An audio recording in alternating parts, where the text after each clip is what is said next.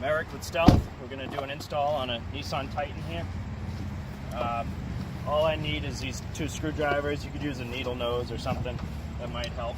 But all you got to do is locate your fuel pressure sensor, which is right there on the front part of the rail.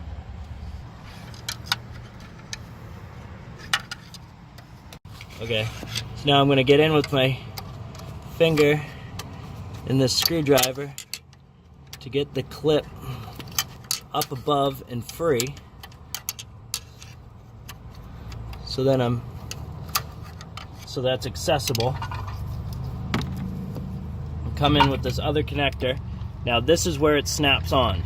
You don't want to plug it in upside down or you're going to have a hell of a time getting back to it again. You need to make sure that it plugs in this way. So this, like that. Okay?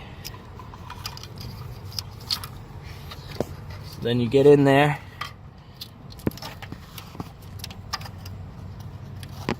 And connect that. Okay, and you just make sure that connection's really plugged in tight. If it's not snapped, then it's upside down. So now we have our male connector that goes into the plug.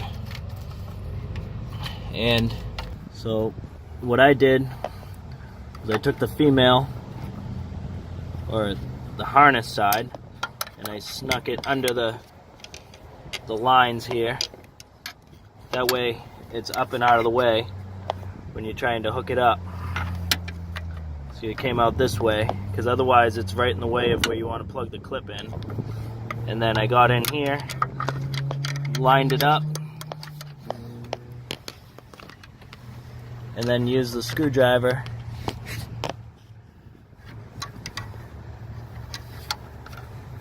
like this and push the connector on. Bang. Just make sure it's securely connected. So I ran the wires over to the side here. Just plug it in right here.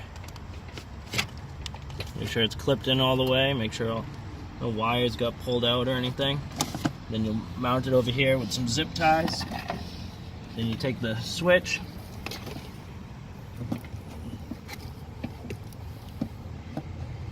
Plug it in right there. If you ever have to remove the switch, you just push on this side of it.